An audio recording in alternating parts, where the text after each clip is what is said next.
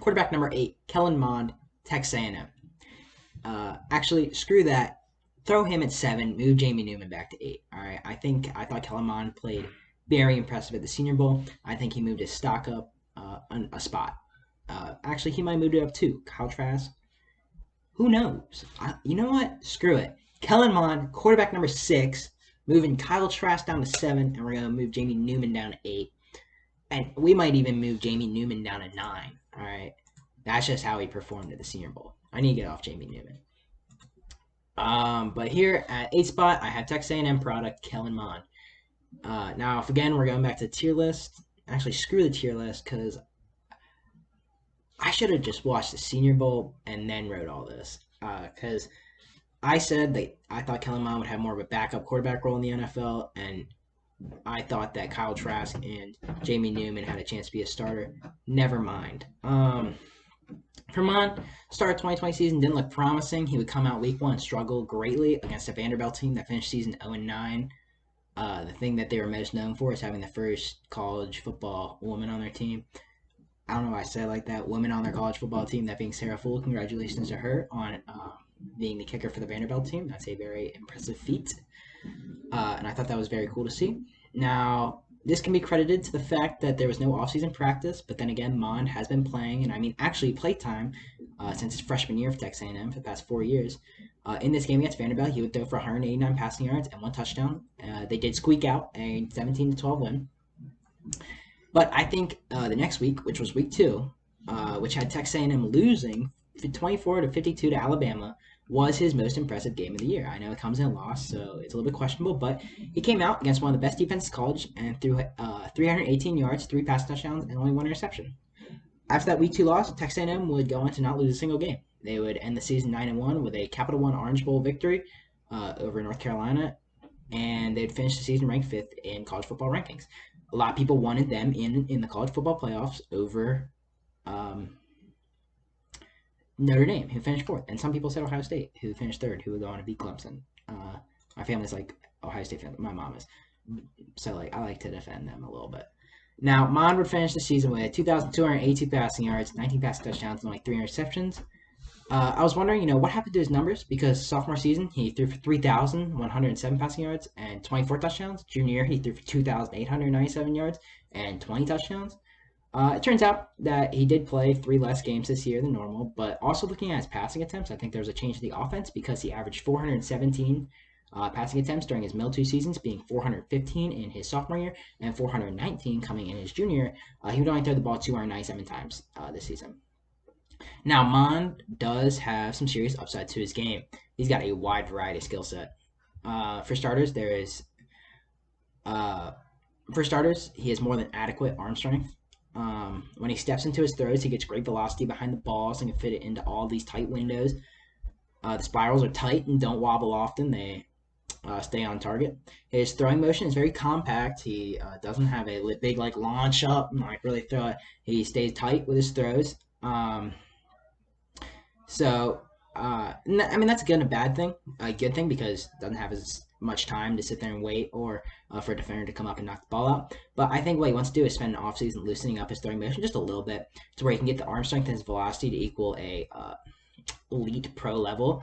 Now, Aaron Rodgers said in an interview with Pat McAfee, he does that every Tuesday. I think those are dope. That he spent an offseason once, I think it was his sophomore year, switching up his throwing motion.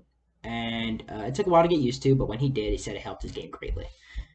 He's shown that he has this great running ability to his game too. Now, he doesn't possess the type of running ability that where he'll take off on a 60-yard touchdown or that his running is the first option of his game. But he does have sufficient enough athletic ability to pick up that third, 6 and 7 to go and pick up that first down. His running ability is on full display when he escapes the pocket and throws on the run, which is also shown to be a strong part of his game. He doesn't lose much accuracy or efficiency when moving and throwing. He's got great poise in the pocket. He always stands. Although he stands on the smaller side of things when looking at quarterbacks at 6'2", I think he's more like 6'1", and a slimmer built 217. He will still step up in the pocket often and stay there until he finds a receiver. I did notice he was not afraid to take a hit. I mean, he will stand in that pocket the entire time. And the majority of the time, he'll often take a huge hit while getting the ball out last second. He does get the ball out, though. There are some times, I'll get into that here in a minute, that this could be a slightly worrisome thing because edge rushers in the pros will get there faster than they do in college. So he can't be accustomed to the time that he was given at Texas A&M. He needs to adapt to the amount of time that he'll have in the NFL. Last positive I'm going to go with, he's got a ton of experience. He's played in a total of 46 college football games as a starter, and if that's not the most, it's one of the most games played by a quarterback prospect in this year's draft. He's been doing it since his freshman year, 18 years old, playing tough competition out of the SEC. Now, on parts of Mond's game that need refining. The first is going to be his consistency. There are times that he'll have pinpoint throws one drive, hitting every receiver in the numbers in stride, and the next drive he comes out and starts throwing the ball right into traffic and just off target every single pass. He did work on it in the 2020 season, looking at his interception numbers. They would drop from 9 those past 2 seasons to 3 this year.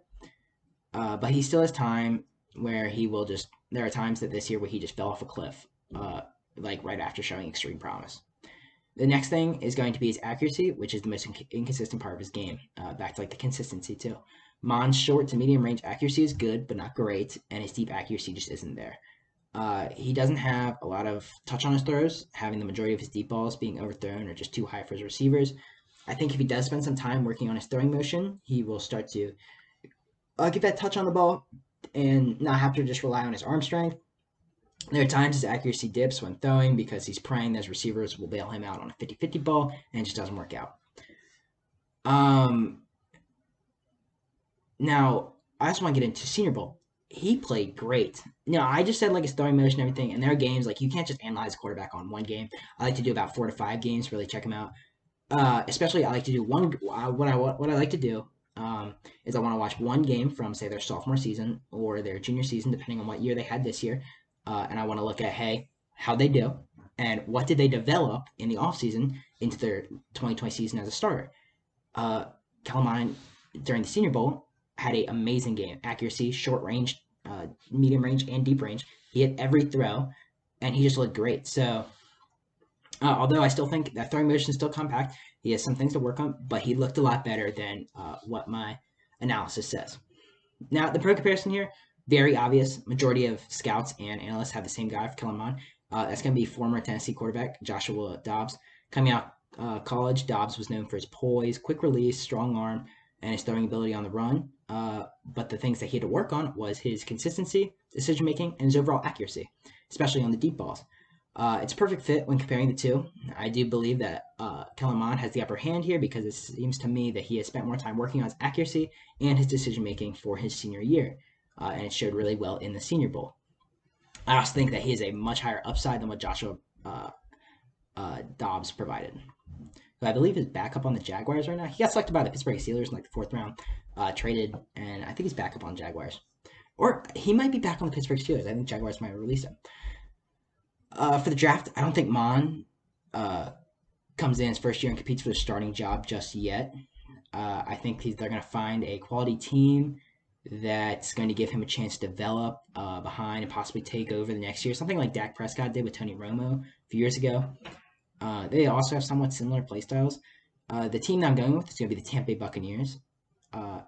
And that's going to be, actually, originally I had round 3 or 4, and I think he moved his stock all the way up to round 2. I think he'll be the 6th quarterback taken off the board. Move Kyle Trask back, and we'll have Kellen Mond go 6th quarterback. But yeah, what better quarterback to learn behind than the best of all time, Tom Brady? Perfect fit.